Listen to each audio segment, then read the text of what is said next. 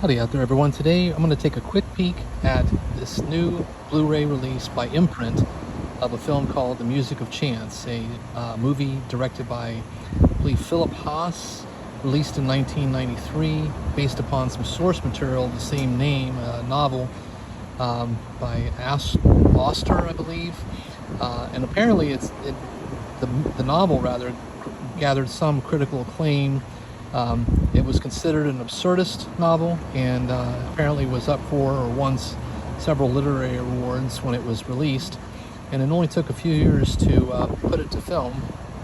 And it's such an interesting little movie. I mean, it reminds me very much of Synopsis, a film by Charlie Kaufman, that really hits on a more subtle manner than that film, but I think plumbs some of the same themes. And of course, it stars James Spader and Mandy Patinkin, and also features M. Emmett Walsh, Charles Durning, Joel Grey, Samantha Mathis, and Christopher Penn, Sean Penn's brother. May he rest in peace. I believe he died unexpectedly of a heart attack some years back. But it's such a weird movie. It reminds me a bit of The Swimmer as well. Some source material based upon a Cheever novel that was quite good, late 60s film starring, I believe, Burt Lancaster, and I have that one on my shelf, and I believe I reviewed that in an earlier video. But yeah, I mean, this movie was really interesting, and it made you think, and it didn't spoon feed you with all of the answers. I'll admit that toward the end I was left rifling through some of the supplemental features, which incidentally are quite good. As per usual with a lot of these Imprint releases, they do these video essays that are generally speaking pretty top shelf, and this one is no exception.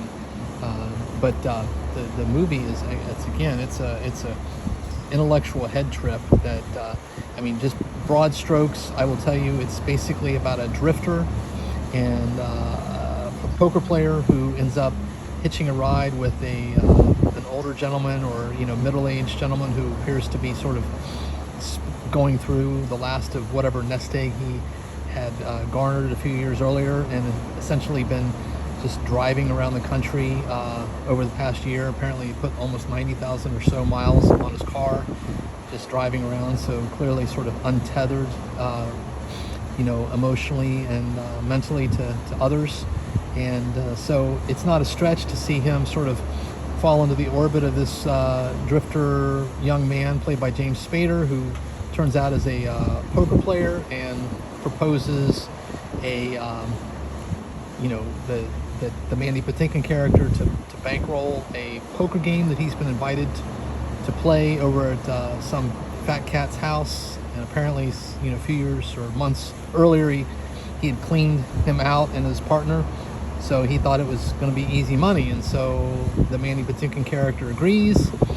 They go to this gentleman's house, and his friend is living with him, I guess. And so they proceed to sit down and start playing a game of poker, the James Spader character and those two older gentlemen. And things quickly get very, very weird. I'll just leave it at that.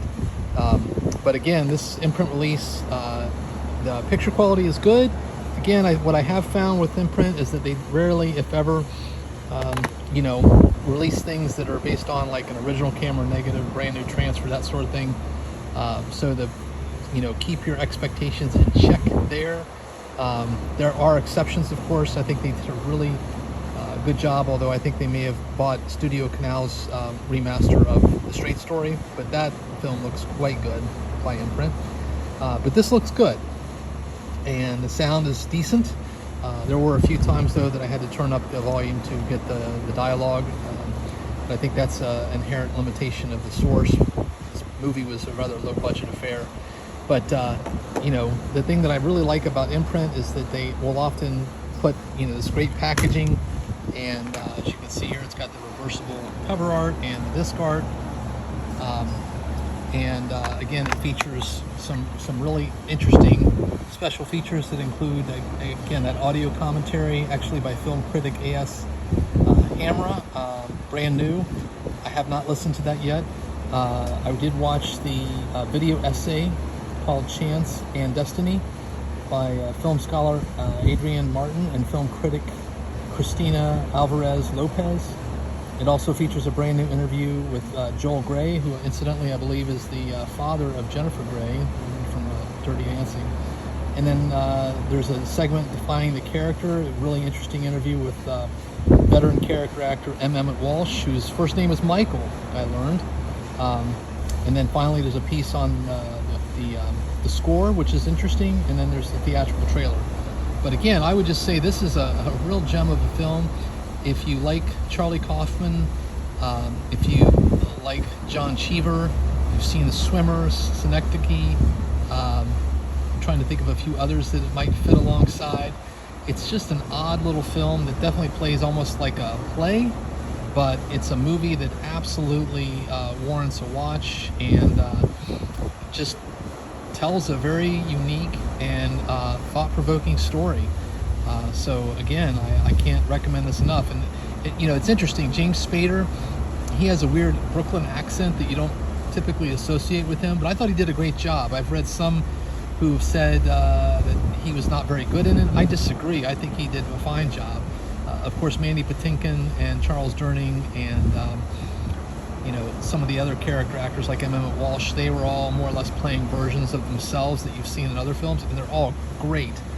But Spader was definitely reaching and doing something different, and I liked it. I thought it worked. So on that note, I just hope everyone out there is well. Please do take care. Stay safe, be kind, and keep watching cinema.